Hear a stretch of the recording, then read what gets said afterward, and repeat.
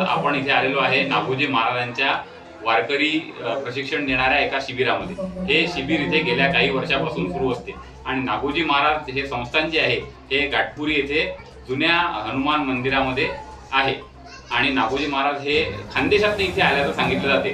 तर या प्रशिक्षणाचा जो फायदा आहे हे इथे बघा आपण बघू शकता। या विद्यार्थ्यांनी लहान लहान मुलं इथे येतात, दरवर्षी येतात आणि इथे यांना याचा खूप मोठा फायदा आज आपण जे म्हणतो की लहान मुलांवरती संस्काराची जी आहे ती म्हणजे कमतरता निर्माण झालेली आहे समाजामध्ये, पण आज नागोजी महाराज संस्थान तर्फे हा एक स्तुत्य उपक्रम इथे साजरा केला जातो, दरवर्षी आयोजित केला जातो।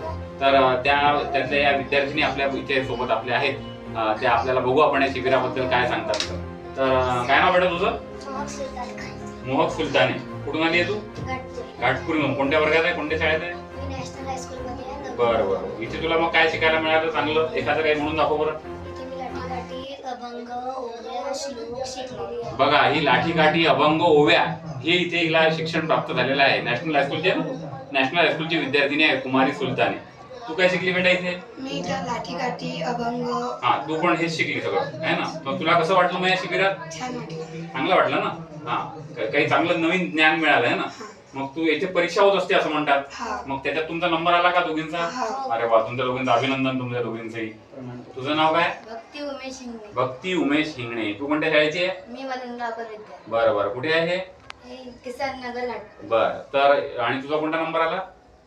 दुसरा। दुसरा। तुझा? पहिला। अरे वा, शाबास। चौथा नंबर। तुमच्या तिघींचं पण अभिनंदन। तुला काय बक्षीस मिळालं बेटा मग इथे? मोठी ज्ञानेश्वरी। मोठी ज्ञानेश्वरी। बघा पुस्तक सुद्धा म्हणजे बक्षीस सुद्धा तिला कोणतं मिळालंय?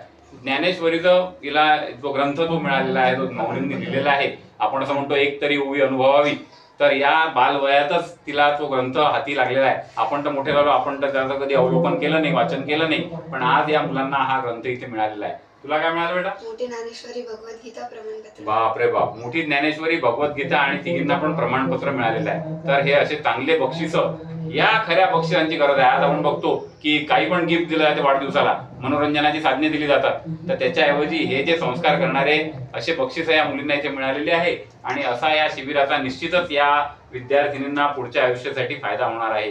आणि ही संस्कारित पिढी अशी पुढे गेली तर एक भारत चांगला संस्कारित आणि चांगला प्रबळ भारत, आज युद्धजन्य परिस्थिती आहे तर एक प्रबळ सक्षम भारत असा निर्माण होईल अशी आशा हे शिबिर आयोजित करणाऱ्यांना आणि इथे आम्ही येतो तर आम्हाला सगळ्यांना सुद्धा अशी आशा वाटते आहे आणि आम्ही तशी भगवंताजवळ प्रार्थना सुद्धा करतो। नमस्कार।